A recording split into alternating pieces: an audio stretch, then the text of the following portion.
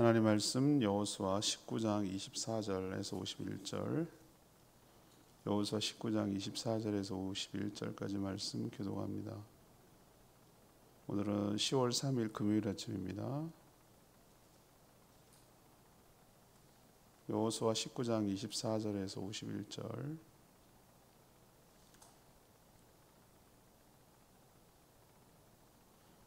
교독하겠습니다.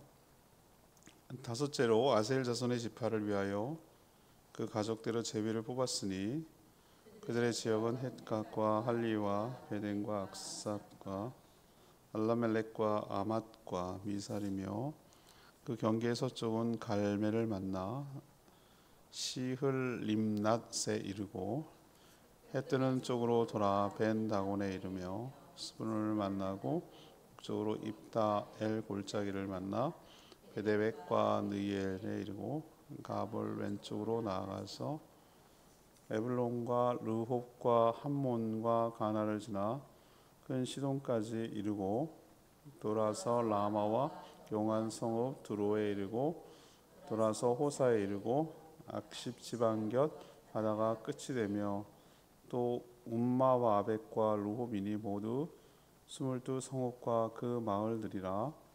아셀 자손의 지파가 그 가족대로 받은 기업은 이 성읍들과 그 마을들이었더라. 여섯째로 납달리 자손을 위하여 납달리 자손의 가족대로 제비를 뽑았으니 그들의 지역은 헬렙과 사하난림의 상수리 나무에서부터 아담이 네겝과 얌네를 지나 락공까지요. 그 끝은 요단이며 서쪽으로 돌아 아스노 다볼에 이르고 그곳에서부터 북곳으로 나아가 남쪽은 스불론에 이르고 서쪽은 아셀에 이르며 해뜨는 동쪽은 요단에서 유다에 이르고 그 견고한 성읍들은 시딤과 세르와 함막과 락각과 기네릿과 아다마와 라마와 하솔과 게데스와 에드레이와 엔하솔과 이론과 믹다렐과 호렘과 벤 아나닷 벳 세메스니 모두 19성읍과 그 마을들이라. 납달리 자손의 지파가 그 가족대로 받은 기업은 이 성읍들과 그 마을들이었더라. 일곱째로 단 자손의 지파를 위하여 그들의 가족대로 제비를 뽑았으니 그들의 기업의 지역은 소라와 에스다올과 이르세메스와 사알람빈과 아얄람과 이들라와 엘론과 딥나와 에글론과 엘그게와 기쁘돈과 바알락과 여욱과 분엘 브락과 가드리몬과 에알공과 락공과 요빠 맞은편 경계까지라. 그런데 단 자손의 경계는 더욱 확장되었으니 이는 단 자손이 올라가서 레센과 싸워 그것을 점령하여 칼날로 치고 그것을 차지하여 거기 거주하였습니다. 그들의 조상 단의 이름을 따서 레셈을 단이라 하였더라. 단 자손의 지파가 그에 딸린 가족대로 받은 기업은 이 성읍들과 그들의 마을들이었더라. 이스라엘 자손이 그들의 경계를 따라 기업의 땅 나누기를 마치고 자기들 중에서 눈의 아들 여호수아에게 기업을 주었으니 곧 여호와의 명령대로 여호수아가 요구한 성읍 에브라임 산지 딥낫세라를 주매 여호수아가 그 성읍을 건설하고 거기 거주하였더라. 제사장 엘르아살과 눈의 아들 여호수아와 이스라엘 자손의 지파 족장들이 실로에 있는 회막문 여호와 앞에서 제비 뽑아 나눈 기업이 이러하더라. 이에 나누는 일을 마쳤더라.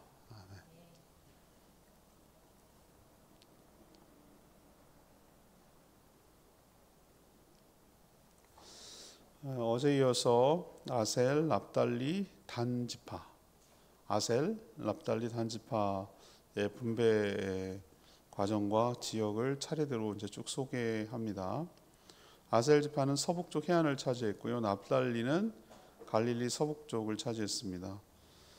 단 지파는 원래 유다 지파의 왼쪽 부분을 받았는데 말은 확장했다고 하지만 밀려나서 가장 북쪽에 있는 곳으로 올라가서 거기서 자기 스스로 거기에 이제 옮겨가지고 거기를 차지하게 된 것이죠.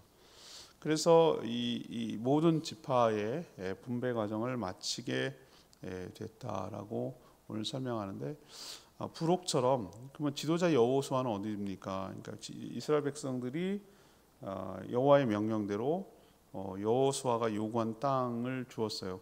그 에브라임 지파니까 에브라임 산지 딥낫세라를 줘서 거기서 살게 됐다. 이것을 이제 언급하고 있고, 땅 분배 공정성을 위해서 실로에 있는 회막이 그 성막이죠. 거기에서 모여서 여호사와 제사장 엘라셀 그리고 족장들이 다 모여가지고 제비뽑기 형태로 했다라고 오늘 기록하고 있는 내용이 오늘 내용이 되겠습니다. 자, 오늘 질문은 이거예요. 이 기업 분배, 그러니까 땅을 나누는 이 과정을 마치는 걸 통해서 우리가 무슨 교훈을 얻을 수가 있겠습니까? 이것이 이제 오늘 질문입니다. 첫 번째는 그 주신 땅을 지키지 못하면 아무 소용 없다라는 것을 우리에게 교훈 주고 있어요. 주었음에도 그것을 지켜내지 못하면 아무 소용이 없다라는 것을 우리에게 가르쳐 줍니다. 어제 이어서 아셀, 납달리, 단 지파가 어느 지역을 차지했는지를 쭉 소개해요. 우리는 막 지명이 뭐 낯설고 발음하기도 어렵고 아는 것도 간혹 나옵니다만 대부분 몰라요. 왜 우리 동네도 제대로 모르는데 거기를 어떻게 알겠어요? 다만 이제 아셀은 서쪽 북쪽에 있는 지중해 지역 연결된 그쪽을 배분 받았고요. 근데 저는 이걸 항상 연구할 때마다 그 창세기에 나오는 야곱, 결국 이들이 지파가 야곱의 아들들이잖아요. 야곱이 어떻게 이 자녀들에 대해서, 아들들에 대해서 축복 겸 예언을 했는지 그거랑 연관을 지어서 생각하면 재밌어요. 그 창세기 49장에 나오는 게 이제 쭉 아들들의 유언인데 그것을 단순히 유언이라고 생각하면 안 되고 하나님께서 그를 통해서 그 지파가 앞으로 어떻게 될 것인지를 예언하는 성격도 가지고 있다, 이렇게 제가 말씀을 드렸어요. 창세기 49장 20절에 보면 이 아셀 지파에 관한 부분이 나와요. 뭐냐면은 왕의 수라상, 왕의 식사를 차릴 정도로 뭐였다? 기름진 땅을 차지할 것이다, 이렇게 얘기를 했거든요. 정말 그렇게 된 것 같아요. 그쪽이 평야도 많고 여러 가지 해산물도 있고 좋은 아셀 지파가 좋은 땅을 차지했어요. 납달리는 바로 그 오른쪽인데 갈릴리 호수 서북쪽, 갈릴리가 이렇게 쭉 호수가 있으면 서쪽 북쪽 그쪽에 납달리 지파가 차지했어요. 여기도 좋은 땅이에요. 야곱이 뭐라고 유언했냐면 21절에 유언해요. 49장 21절에 있는데 납달리 지파는 암사슴처럼 아름다운 소리를 발할 것이다. 아름다운 소리를 발할 것이다. 그게 아름다운 소리가 뭘까? 이건 굉장히 은유기 때문에 뭔지를 몰라요. 땅이 너무 좋아서 그런가? 막 이런 생각도 들 수 있는데 저는 어디까지 연결을 시키냐 하면 장차 예수 그리스도께서 오셔서 갈릴리 사역을 중심으로 했을 때 그 바로 그 지역, 요 납달리 지파가 있는 이 지역에서 많이 복음을 전파하고 그랬단 말이에요. 그래서 이것과 연관시켜서 생각해 보지 않을까라는 생각을 한 것이죠. 이처럼 야곱의 예언대로 이 자녀들 지파들이 좋은 땅을 분배받았어요. 근데 말이죠, 이게 오래가지 못하는 거예요. 오래가지 못해. 다른 지파도 그런 모습을 보이지만 이들이 가나안 사람들을 완전하게 쫓아내지 못한 거예요. 온전하게 다 쫓아내지 못한 거예요. 오히려 가나안 족속 가운데 그냥 같이 끼어 사는 꼴이 돼버렸어요. 그걸 어떻게 할 수 있습니까? 요 여호수아 끝나면 다음 나오는 성경이 뭡니까? 뭐죠? 왜 모르세요? 여호수아 사사기잖아요. 사사 시대가 시작되죠. 여호수아가 죽고 나서 사사기 딱 첫 장에 나와요. 1장 32절에 뭐라고 그러냐면은 이 백성들이 가나안 족속을 온전히 쫓아내지 못함으로 처음에는 노예처럼 부리는 것처럼 했지만 어떻게 되는 거죠? 그냥 같이 사는 거예요. 물론 가나안 사람들도 이들을 이제 쫓아내지는 못해.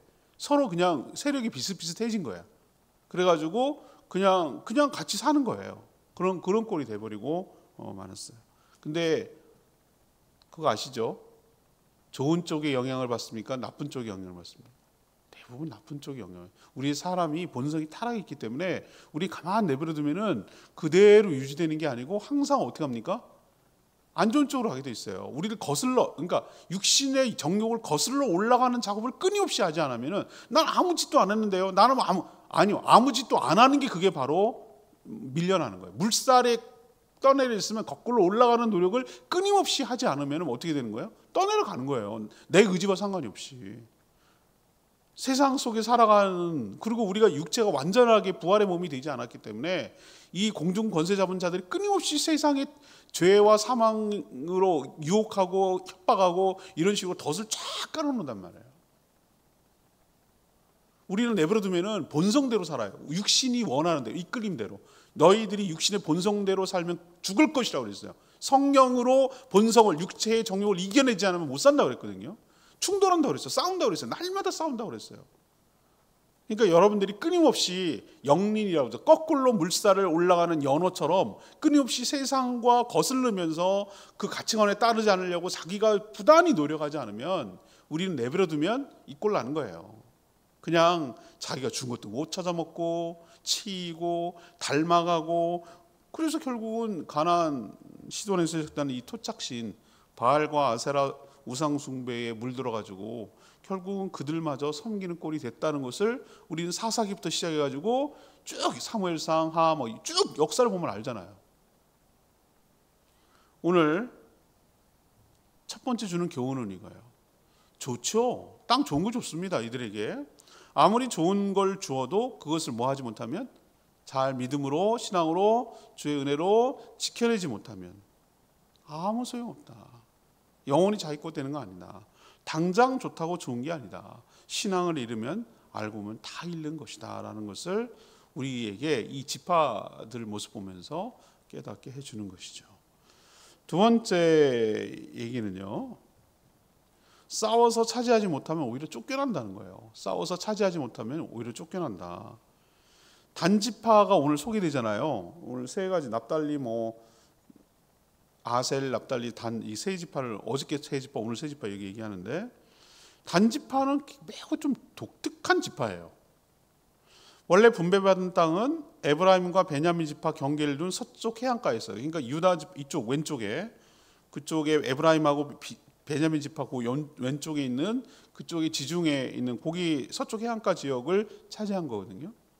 근데 그들은 자신이 받은 기업을 완전하게 확보하지 못했어요. 단지파는 전혀 상관도 없는 가장 북쪽, 거기 원래 받은 땅이 아니라 가장 북쪽, 우리로 치면 저 한경도 제일 꼭대기까지 저 위에까지 올라간 거예요. 올라가서 레셈이라는 곳까지 가가지고 오히려 거기서 싸워가지고 점령하고 차지해서 레셈을 단이라고 이름을 바꿔버려요. 가장 북단이에요. 그래서 이스라엘 백성들을 할 때 우리는 할라에서 백두까지, 백두에서 할라까지 이렇게 할 때 사실 이것도 우리는 관계토하게 얘기하면 저쪽 그 말이지 만주벌판까지 우리가 다 우리 땅이었는데 말이지, 이 중국 우리가 스스로 우리를 위축시키는 것 같아. 그래서 중국이 고구려를 자기 역사로 편입시키려고 하는 거예요. 사실 우리는 삼국시대라고 하고 이게 우리랑 섞이고 삼국이 통일된 거잖아요. 그 우리 역사인데 당연히 그걸 동북공정이라고 중국 애들은 말하는 거거든요. 근데 아무튼 우리가 어느새 굳어져 버렸냐면은 조선시대 때 그 압록강하고 두만강을 굳어져 버렸단 말이에요. 한반도 그 안쪽으로. 사실은 우리가 저쪽까지, 요동성까지 저쪽까지 다 우리 조상들이 살고 있었던 땅이거든요. 근데 아무튼 거기에 해서 한라에서 백두까지, 백두에서 한라까지라고 하는 것이 끝지점과 남지점을 얘기하는 거예요. 상징적으로. 그러면 이스라엘 땅을 얘기할 때 북지점은 어디냐면 단이에요. 바로 단. 레셀이 바꾼 단. 단에서 부엘세바까지. 부엘세바가 제일 남쪽이거든요. 그 끝지점이 언제 됐냐? 요 정착 과정에서 올라가 버린 거예요. 단 진에 포기해 버렸어요. 뺏겼어요. 오히려 뺏기고 못 차지하니까 어떻게 해요? 그냥 올라가가지고 저 제일 꼭대기 올라가서 지네가 스스로 옮겨가 버렸어요. 오늘 47절 보세요. 단지파가 뭐라고 하냐면은 이런 얘기를 해요. 단자손의 경계는 더욱 확장되었으니, 말은 그렇게 표현합니다. 포장하는 거예요. 포장. 확장됐다는 게 뭐예요? 뭐가 있은 다음에 더 늘어났다는 개념이잖아요. 뭐가 늘어나게 거기 아예 포기해버리고 다 철수해가지고 저쪽 다 이주해가 버렸는데 북쪽으로. 지네가 원래 받은 땅 한 명도 살지 않고 싹 다 올라가가지고 위에가 아예 옮겨버렸어요. 지네가 스스로 그냥 올라가 버린 거예요. 사실은 이 얘기도 사사기 1장 34절에 나와요. 아모리 족속이 단 지파를 산지로 몰아넣었다. 그리고 골짜기까지 내려오지 못하게 했다. 이런 표현이 나옵니다. 그래서 불가피하게 어디로 간 거예요? 여기 살 수가 없으니까. 전부 다 짐 싸가지고 어디 올라간 거예요? 시달리자 못해가지고 북쪽으로 올라가서 거기에서 오히려 집단 이주해가지고 살게 된 것이다. 자, 이거 보면 하나님의 약속을 믿고 담대하게 싸워서 차지하지 않으면 오히려 어떻게 된다는 거예요? 적들에게 먹히고 쫓기게 된다. 오히려 말이죠. 사사기 18장에 보면은 북쪽에 있는 라이스 지역이라고 하는 그 북쪽의 지역에서는 이 단지파가 매우 용감하게 싸웁니다. 진짜 그랬어야지. 진짜. 처음에 분배받았던 땅에서 그렇게 했더라면 지금도 단지파의 땅을 이 왼쪽 지중해 이쪽 지역으로 남아 있었을 것을 이라는 생각을 하는 것이죠. 영적 전쟁에서 중간은 없다라는 생각이 드는 거예요. 우리가 이기지 않는다면 우리는 쫓겨나게 된다. 우리가 담대하게 싸워서 우리의 영역을 확장해 나가며 정말 말 그대로 확장해 나가며 우리의 땅을 차지할 때 우리의 땅이 되는 것이지 자꾸 밀려서 쫓겨나면 우리가 원치 않은 곳으로 가게 될 수도 있다라는 것을 우리에게 교훈하고 있는 줄 압니다. 세 번째 얘기는 하나님의 약속은 반드시 실현되고 만다. 이게 여호수아에서 계속 언급하고 있는 얘기거든요. 반드시 실현된다. 모든 지파에게 땅을 기업으로 나눠주는 일을 어디서 했습니까? 실로에 있는 회막. 성막과 회막은 같은 거라고 그랬어요. 그럼 성막은 언제 쓰는 표현이라고 그랬습니까? 하나님께 제사를 드릴 때, 분향하고 제사를 드릴 때는 이때는 성막이 아니라 성막이에요. 그러나 하나님 앞에서 무슨 중요한 일을 결정하려고 했을 때 뭐죠? 그때 모여 있을 때는 모일 회자를 써가지고 회막이에요. 회막. 그래서 거기서 하나님 앞에서 한다 이거예요. 그냥 막 지막대로 하는 것이 아니고 하나님 앞에서 한다. 그 앞에서 각 지파의 족장들이 모여가지고 이것을 공정하게 진행했어요. 회막이란 하나님의 언약궤가 있는 이 성막을 말한다고 했습니다. 이들은 철저하게 뭘 했냐면 제비뽑기라는 것을 통해서 결정을 했어요. 왜 그렇습니까? 그래야 시비가 안 걸리고 공정함을 유지하죠. 만약에 힘센 애들이 막 자기 좋은 데 차지하고 그러면은 힘 약한 지파는 어떻게 되겠어요? 그래서 공정하기 위해서 똑같이 지도는 그려오되 어디가 걸릴지는 모르게 제비를 뽑은 것이죠. 심지어 지파만 제비 뽑은 거 아니에요? 자손과 가족대로 이런 표현을 쓰잖아요. 지파 내에서도 또 그러면 또 어디가 좋네 저기가 좋네 이렇게 싸울까 봐 아예 그냥 뭐예요? 그냥 지파별 가족별로 다 뽑아버렸어요. 이렇게 여러 가지 공정함을 유지하기 위해서 지파별로 가족별로 한 거예요. 왜? 그래야 불평불만이 나오지 않기 때문에. 하지만 모든 분배 과정을 마치고 여호수아가 살아갈 땅을 줬어요. 백성들이. 근데 희한하게 여호수아만큼은 특혜를 준 것 같아. 그동안 수고하고 애썼으니까 이 사람이 어느 지파 출신이냐면 에브라임 지파예요. 그럼 에브라임 지파 내에서 에브라임 한정시켜요. 에브라임 지파가 받은 땅에서 여호수아가 그럼 당신이 어디를 살기를 원하느냐라고 해서 산지 딥낫세라라는 곳을 원했어요. 그래서 거기 가가지고 다 된 걸 한 것이 아니라 거기서 여호수아가 성을 짓고 살았다는 것을 알 수 있어요. 만약에 여호수아가 좋은 땅을 먼저 지목해서 나 이거 먼저 주세요 라고 했더라면 어떻게 됩니까? 리더십 온전히 행사할 수가 없어요. 그렇죠? 다 끝난 다음에 제일 마지막에 다 모든 것을 마친 다음에 그렇게 얘기한 거죠. 그래서 백성들이 모여서 정복전쟁을 수행하고 이끈 여호수아에게 땅을 베푼 것이 모두에게 덕이 돼요. 그렇죠? 여호수아가 내가 이거 가질래 먼저 얘기 안 하고 백성들이 이렇게 먼저 주선해가지고 이렇게 나눠주는 형태가 되었단 말이에요. 그래서 가나안 땅을 주시겠다는 이 하나님의 약속이 오늘부로 레위는 좀 깍두기처럼 쪼커처럼 쓰는 거니까 내일 이제 도피성 얘기하고 월요일에는 레이지파 얘기를 쭉 이제 할 건데 그렇게 하나님께서 마무리를 짓는 것을 보면서 하나님의 약속은 반드시 이루어지는구나라는 것을 우리에게 가르쳐주고 있는 줄 압니다. 오늘 레마의 말씀이 49절 있는 말씀. 기업의 땅 나눠주기를 마치고 자기들 중에서 눈의 아들 여호수아에게 기업을 주었다. 여호수아가 이런 대접을 받기 위해서 정복 전쟁을 수행한 것은 아니었어요. 그렇죠? 누가 했죠? 하나님이 그를 모세를 이을 후계자로 지목하셨어요. 그래서 백성들을 이끌 지도자가 모세가 죽은 다음에 필요한 상황이었기 때문에 여호수아 1장에 나왔을 때 그 부담감 여러분 느끼죠? 느끼잖아요, 그죠? 네, 느껴지잖아요. 아니 모세 같은 인물이 세상에 어디냐고요. 10가지 재앙을 내리고 그 바로를 맞서가지고 싸워가지고 백성들 이끌고 내려온 그게 가능하겠어요. 물론 하나님이 하셨지만 그 광야에서 그 말 안 듣는 그 백성들을 패간 백성들을 40년이나 끌고 다니면서 결국은 직전까지 그죠? 모압 평지까지 데리고 온 인물 아니에요? 그런데 없어졌어. 얼마나 당황하고 두렵겠어요. 마치 엄마 잃은 애들처럼 그런 거죠. 그런 느낌인데 아무튼 그 공백을 잘 메꿔줘서 모세만큼 뛰어난 사람은 있을 수 없지만 그래도 굉장히 선망한 거예요. 이 정도면 여호수아가 굉장히 잘했어요. 하나님의 뜻에 순종하고 또 각 지파에게 땅을 기업으로 나눠주는 역할까지 했잖아요. 그렇죠? 역할을 감당한 거예요. 우왕좌왕할 뻔했는데 하지만 백성들 입장에서는 뭐예요? 물론 하나님이 그를 지목하고 그를 통해서 역사한 건 맞아요. 그렇지만 백성들 입장에서는 뭘 해줘야 됩니까?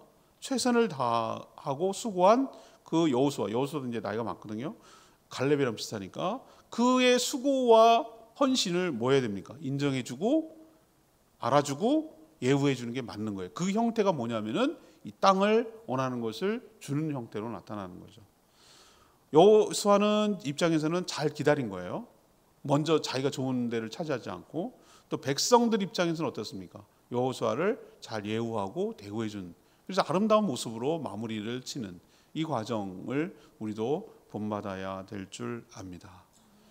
오늘 땅 분배가 이제 거의 막바지인데 아셀 그다음에 오늘 납달리 그다음에 단 요 세 지파가 어떻게 어디를 했느냐 이걸 보면서 제가 세 가지 얘기했어요. 주신 땅을 우리도 지키지 못하면 어떻게 된다? 하나님이 축복을 줬어요. 근데 그걸 우리가 누리고 관리하고 이렇게 하지 못하면 그건 아무 소용. 은사도 마찬가지예요. 하나님이 은사를 주셨는데 그걸 사용하지 않고 사장시키면 없어져요. 우리가 주신 거 우리가 잘 간수하고 또 잘 보관하고 관리하고 그래야 되죠. 두 번째는 뭐예요? 그냥 중간은 없다고 그랬어요. 우리가 차지하지 않으면 싸워서 차지하지 않으면 우리가 오히려 뺏긴다는 거예요. 단지파 보면 알겠어요. 쫓겨나가지고 저 북쪽으로 밀려나잖아요.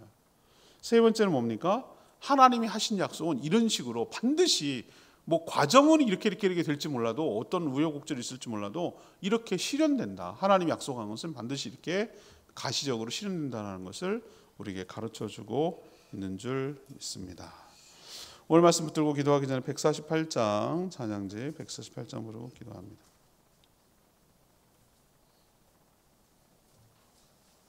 148장 주님의 영광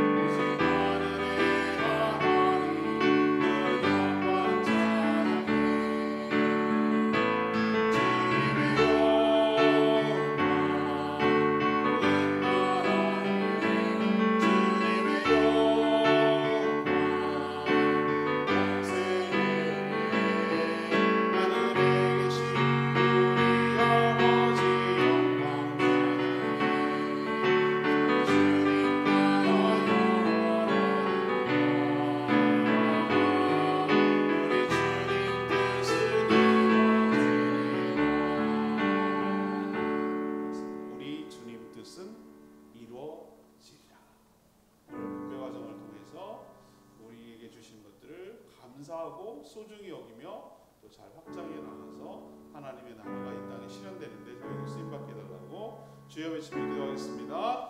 주여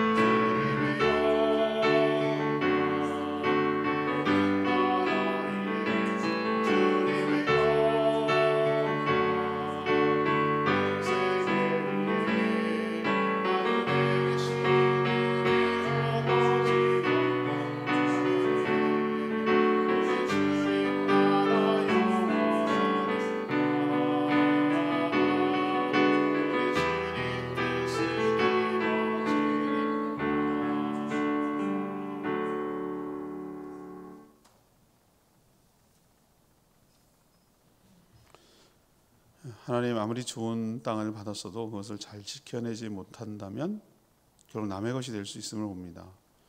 아셀과 납달리는 아주 비옥한 땅을 얻었지만 가나안 족속의 영향을 받아 결국 동화되어 다 내주고 말았습니다. 단 지파 역시 자신이 받은 땅을 차지하지 못하고 북쪽으로 쫓겨나야 했습니다. 이로써 하나님이 하신 약속은 반드시 이루어짐을 봅니다. 그 신실하신 하나님을 찬양합니다. 여호수아는 자기 권리를 주장하지 않았고 백성들의 대표는 생각하고 예우함으로 또 서로 덕이 되었습니다. 덕스러운 아름다운 은혜의 공동체가 될 수 있도록 인도하여 주시옵소서. 오늘도 간구하는 기도 주님 들어주시고 주님과 동행하는 복된 하루 살아가게 하게 하시며 모이는 목장들마다 하늘의 축복으로 가득 채워 주시옵소서. 본격적으로 추석 연휴가 시작되는데 가족들과 만나 좋은 관계 유지하게 하여 주시고 제자되지 않고 가정 예배를 드릴 수 있도록 은혜 베풀어 주시고 또 잘 섬김으로 본이 되게 하여 주시옵시고 주님께로 인도할 수 있도록 마음을 사게 하여 주시옵소서. 날씨가 비가 오고 어렵습니다. 주님 안전하게 지켜주시고 성도들 오가는데 어려움이 없도록 하나님께서 보살펴 주시옵소서. 주님 손에 모든 것 맡기옵고 예수 그리스도의 이름으로 축복하며 기도합니다. 아멘. 오늘 하루도 주의 은총 가운데 살아가는 복된 하루 되길 축복합니다. 충분히 기도하고 바로 시작합니다.